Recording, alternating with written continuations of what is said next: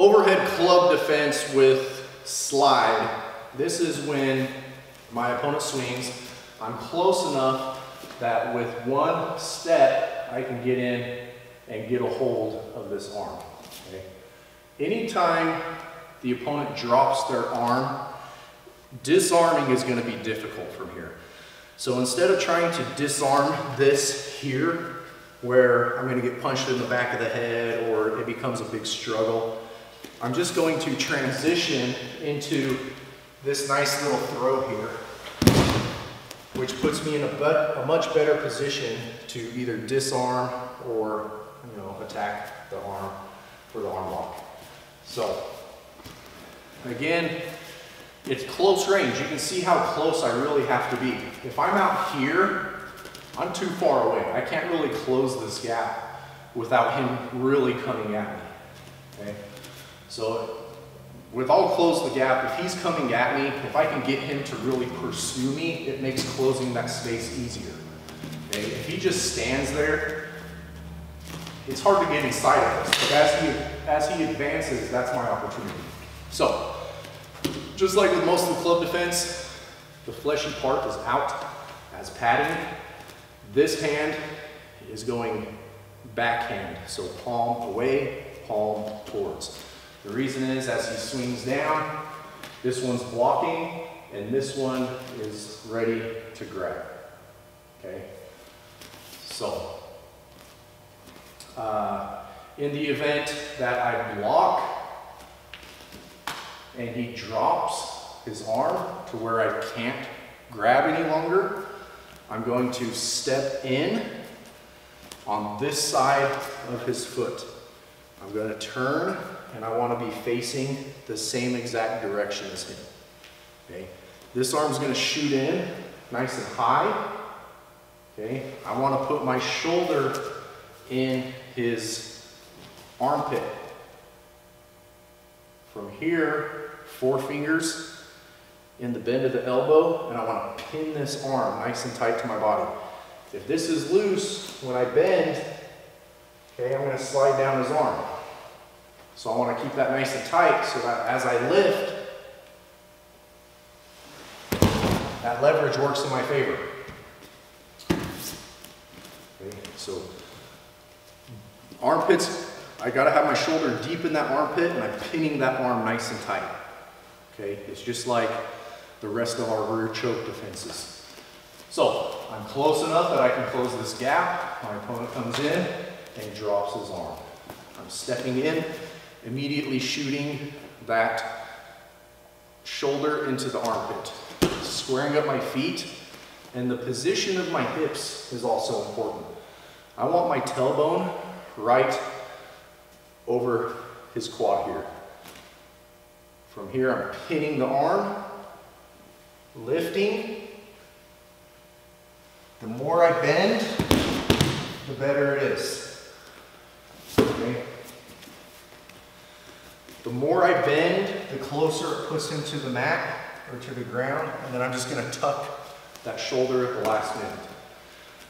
If I don't have a strong bend, there's a high chance that he ends up on his feet. So he swings, I step in, this arm drops, I'm immediately shooting in, 4 fingers in, pinning, okay, positioning my hips.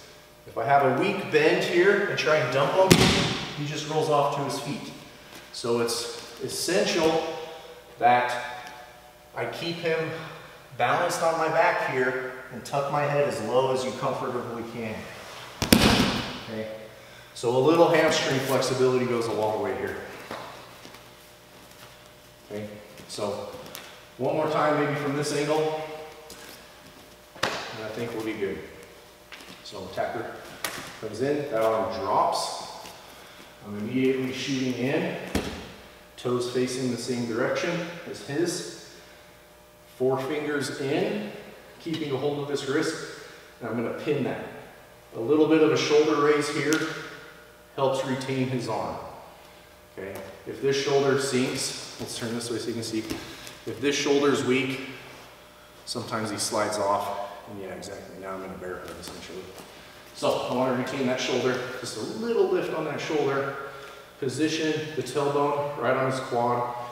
You should feel it, his leg kind of between your butt cheeks. Okay. And now I'm just going to bend at the waist or at the hips. The stronger the bend, the closer it puts him to the mat, so that when I do dump him, he's less likely to stay to his feet. Okay, so if my opponent is shorter than me, or if I'm not able to get my armpit or my shoulder in the armpit, then I'm gonna just go bicep deep on this takedown. So this is the way that Helio shows it. I prefer going shoulder deep because it makes the throw a lot easier and we're able to lift our opponent completely up off their feet. Where with this variation, he's still got a base, and so sometimes if we don't effectively load the weight up, or if they are able to kind of circle around with their feet, we kind of lose a lot of the effectiveness on the takedown. So again, it's overhead, close range, so I'm able to block the club, but my opponent drops his arm, and so if he's shorter than me, I'm probably not going to get my armpit in there, or my shoulder in the armpit. But also, if he drops his arm down and starts to pull that club back, I'm not going to be able to get the shoulder in there either. But I can generally always get my arm inside there. So we'll just set this way. So his arm drops. I'm going to go just bicep deep, and I'm just going to kind of pinch his arm right here. So I'm going to turn facing the same direction as him, and I'm going to put my toes back here by his foot. So from here, I'm going to turn to load his weight up onto that leg. So if I turn and allow him to circle that foot around, that's what I'm talking about. Now the move's not going to be very effective, because if I try and dump him there, he's got that base. So I want to get into the position here, and if ever he starts to circle that leg around, I need to take that leg out before he posts that leg. Okay? So I can't let him step that leg around the post. But a lot of times, as he steps around, he's got all his weight on that leg. So when I take the leg out, we'll get the takedown. So we get to this point here, I'm going to turn, and I'm going to put my toes right here kind of by his heel. And the way I'm going to get this takedown, I'm going to turn and load all his weight up on that leg, and by driving my heel to the mat, it's going to kind of chop that leg out from under him. Okay? So he swings, I'm stuffing that as early as possible with my cross frame. I'm looking for the club, but he drops his arm. Okay? He's pulling back, I can't get the shoulder in the armpit, so I'm just going armpit deep here. I'm going to turn around. You can see right here, I don't really have the foot either. Okay? So there's another issue, right? If I can reach for it, I'm a little extended here, and I'm probably not going to get the takedown. So a lot of things can kind of throw this off, and it's just another reason why I don't really prefer this one. Okay. If he's really pulling with this arm though, he'll probably put the other leg, because I can beat on this back. See how by pulling I bring that leg forward? So if he's really resisting, he should have that leg forward anyways. But it just gets into a weird battle here that I don't really want to play. If I can just go armpit, shoulder in the armpit here. So in a perfect world, this is what it looks like.